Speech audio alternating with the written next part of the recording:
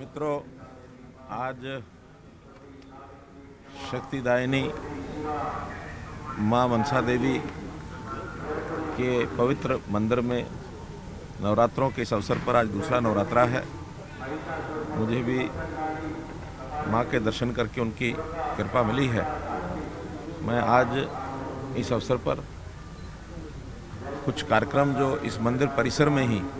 जिनका उद्घाटन किया गया है, जिसमें श्री वाटिका पार्किंग है और न्यू कॉरिडोर जो मैं देखा है, जो माता मनसा देवी टेम्पल और पटियाला टेम्पल को जोड़ता है, ये एक न्यू कॉरिडोर का इसका उद्घाटन किया गया है। शक्ति स्तंभ कालका और पिंजौर यानी मंदिर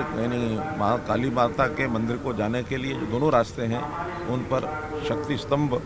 इनका भी उद्घाटन किया गया है। ये सब मिलाकर के 4 करोड़ 40 लाख रुपए की लागत से बनने वाले ये चारों प्रोजेक्ट थे।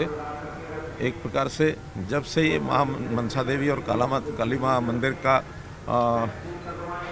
सरकार ने अधिग्रहण किया है, टेकओवर किया है, तब से मैं देख रहा हूँ कि 1991 से लेकर के आज 2021 30 साल की इस यात्रा में मंदिर के परिसर में लगातार हम लोग आगे बढ़ रहे हैं। कल ही श्राइन बोर्ड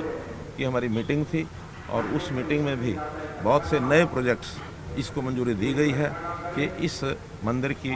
एक प्रकार से किस प्रकार से ख्याति बढ़े, कैसे यहाँ विकास के काम पूरे हों, सामाजिक सेवा के कामों के प्रति भी यहाँ पर बहुत से प्रावधान ये किए गए हैं। एक बात जो मुझे आज कहनी है कि माँ शक्ति देवी जो मनसा देवी शक्तिपीठ है, इनके जब दर्शन करने के लिए आते हैं तो ज़रूर मन में कुछ इच्छा होती है कि हरियाणा प्रदेश की किस प्रकार से लोगों की सेवा की जाए, कैसे भलाई हो, लोकहित में हम अपनी सरकार को कैसे चलाएं। माँ ने आज मुझे कहा कि हर एक को शक्ति प्रदान करती हूँ, मैं आपको भी शक्ति प्रदान करती हूँ, समाज को भी करती हूँ। तो मुझे आभास हुआ कि पिछले दिनों में एक मेरे से बयान दिया गया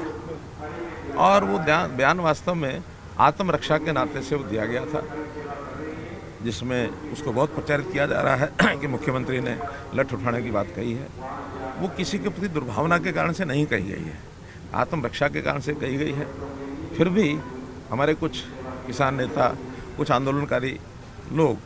उनको वो रास नहीं आया है और उन्होंने जगह जगह उसका विरोध करना शुरू किया है। अब माँ मनसा देवी जो शक्तिदायिनी शक्तिपीठ है,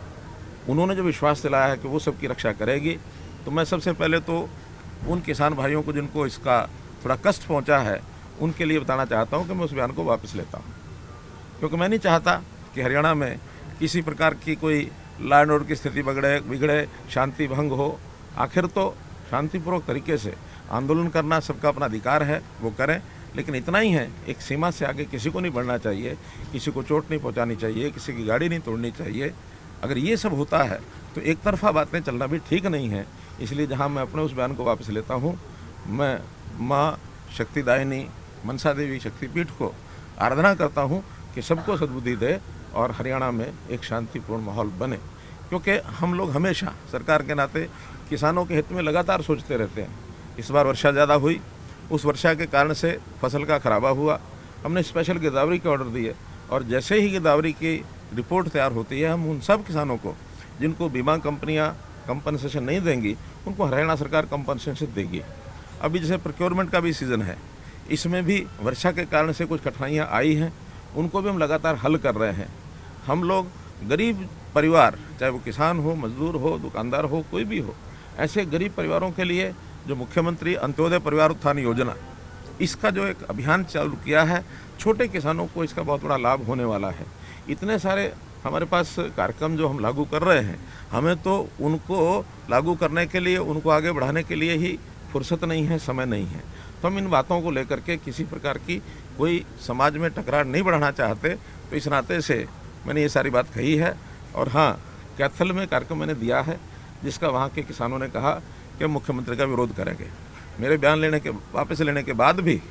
मैं उनकी ही बात को आगे बढ़ाते हुए, क्योंकि हमारे अग्रवाल समाज के वो कार्यक्रम हैं, उसमें हमारे स्पीकर श्री ज्ञानचंद जी गुप्ता ये वहाँ जाएंगे, क्योंकि उन्होंने इसमें सहमति दी है कि अगर समाज का ही नेता आता है तो फिर हमें कोई आपत्ति नहीं है। इसलिए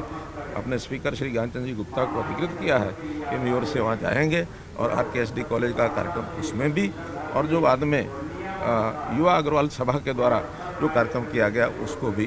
अटेंड करेंगे और मेरी ओर से भी उनको जाके शुभकामना देंगे। यही बात आपके सामने मैंने रखी।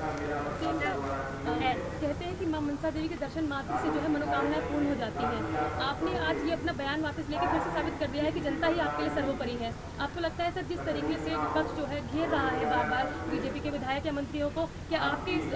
जो आपने बयान दिया है उसको वो पॉजिटिवली लेंगे? मुझे लगता है कि माँ मनसा देवी शक्तिपीठ उनको भी सद्बुद्धि देगी और निश्चित रूप से वो इसके ऊपर विचार करेंगे और इस प्रकार की चीज़ों को समाज में एक शांति बनाए रखने के लिए, लॉ एंड ऑर्डर की स्थिति को बनाए रखने के लिए हमारी मांगें हो सकती हैं, हम उसको शांतिपूर्ण तरीके से रखते रहें, कोई टकराव न बढ़े। इसी नाते से हमको सबको इसका पालन करना चाहिए। सवाल मेरा एलनाबाद का था, ये बयान वाला तो आपने बताया है, काफ़ी प्रशंसनीय बात है, लेकिन एलनाबाद चुनाव को लेकर जिस तरह अब कल बीजेपी के कैंडिडेट ने भी अपना नामांकन भर दिया है, अगर कांग्रेस और इन लोगों की बात करें तो जाट उम्मीदवार मैदान में उतारे, लेकिन बीजेपी को अभी अपने नॉन जाट अच्छा है कि आज इस परिसर में हम राजनीतिक बात न करें, समाज के प्रति सद्भावना, समाज की शांति बनी रहे, आपस में मिलजुल करके रहें। और चुनाव जहाँ तक है लोकतांत्रिक एक तरीका होता है, उसके अंदर एक व्यवस्था बनाई गई संविधान के द्वारा, उसी अनुसार सब लोग व्यवहार करें। और मैं समझता हूँ मेरी इस बात के कारण से अब गुस्सा जो उनके मन में था वो कहीं ना कहीं कम होगा। यही मेरा एक प्रकार से माँ के चरणों में प्रार्थना है।